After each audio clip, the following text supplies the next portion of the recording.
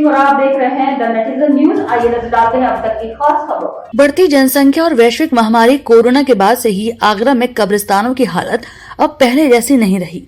जगह की कमी से जूझ रहे कब्रिस्तानों में अब इंतजामिया कमेटी अहम फैसले लेती हुई नजर आ रही है। ताजनगरी आगरा के शाही पचकुइया कब्रिस्तान में भी अब जगह की कमी हो गई है। इसी को लेकर इंतजामिया कमेटी के द्वारा पक्की कब्रों के निर्माण पर रोक लगा दी गई है और जो पूर्व में बनी हुई पक्की कब्रें हैं उनके परिजनों को भी उन कब्रों को हटाने की हिदायत दी गई है। पचकुइया कब्रिस्तान की कमेटी के सचिव जहरुद्दीन बाबर सैफी ने बताया कि मुस्लिम समाज के द्वारा ये फैसला लिया गया है कि अब पक्की कब्रों का निर्माण नहीं होगा। पक्की कब्रों के निर्माण के साथ साथ कब्रों की एडवांस बुकिंग भी कब्रिस्तान में बंद कर दी गई है।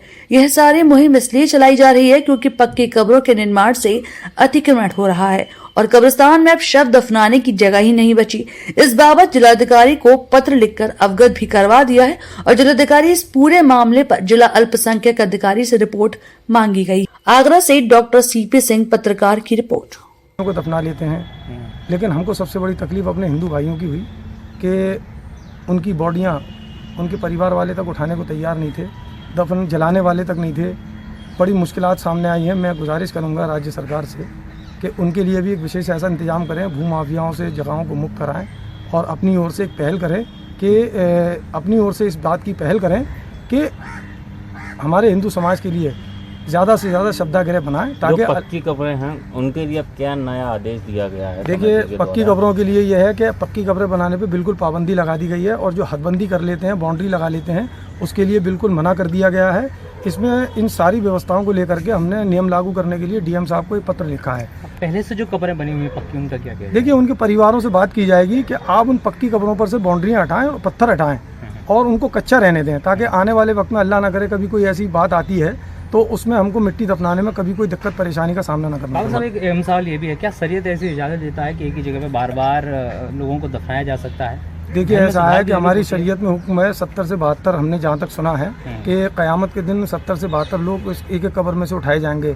अब जब एक ही आदमी अवैध कब्जा कर लेगा, बाउंड्री लगा लेगा, पत्थर लगा लेगा, तो कहाँ से वो 70 लोग उसमें दफन होंगे और कहाँ से उठाए जाएंगे? सबसे बड़ा सवाल ये है। और वही लोग हमारे साथ में कभी कभी ऐसी बदतमीजियां भी कर देते हैं जिसकी हम जिला प्रशासन से सहयोग लेकर के उनके खिलाफ कानूनी कार्रवाई करते हैं। मतलब कह सकते हैं कि कमी कब्रिस्तान में जगह की कमी की वजह से ये बड़ा फैसला लिया गया। जी बिल्कुल, कोरोना काल को देखते हुए और ऐसी परिस्थितियों से निपटने के लिए हमने ये फैसला लिया है कि हम इसको जल्द से जल्द नियमों को लागू करें। इसमें हमें जो डीएम साहब को पत्र लिखा है वो जांच करा लें। अल्पसंख्यक कल्याण अधिकारी को उन्होंने जांच के लिए लिखा है। जैसे ही उनका कोई निर्देश आ जाता है तो हम नियम लागू करें। आपने एक मैसेज भी दिया था कि पक्की कब्रों को ना बनाया जाए, उसके लिए आप गरीब बच्चों को पढ़ाने में भी खर्चा कर सकते हैं। देखिए, ऐसा है, ये हमारा ही नहीं बल्कि सभी समाज इस बात को कहते हैं कि आप जहाँ कहीं नाजायज़ पैसा खर्चा करते हैं, चाहे हमारी शरीयत हो, चाहे कोई भी, हमारा संविधान भी अगर इसकी इजाज़त नहीं देता कहीं भी कि आप जहाँ पक्की कब्रें बनाने में 10-10, 20-20 हज़ार रुपये, 1-1 लाख, 2-2 लाख रुपये खर्चा करते हैं और वहाँ बाबा ढोंगियों को बिठा देते हैं, तो ऐसा ना करके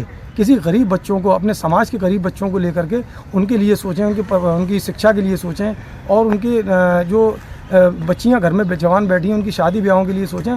इन कब्रों में लगाने से क्या फ़ायदा पक्की कब्रों के अंदर पैसा लगा करके? आपके पत्र में एक एडवांस प्लॉट का भी जिक्र है कि एडवांस प्लॉट नहीं किए जो वही एडवांस प्लॉट है कि आप जो है, जैसे एक परिवार के आदमी ने कब्र अपनी दफन किया किसी इंसान को और वहीं उसने खाली जगह बराबर में देखी और उसके नाम पर बाउंड्री कर दी और उसमें गेहूं भर दिए जाते हैं। एक खामा खाई की परंपरा है कि उसमें गेहूं भर दिए, साहब मेरा कब्जा हो गया। तो इन चीज़ों से भी कब्रिस्तान को मुक्त किया जा रहा है। ठीक।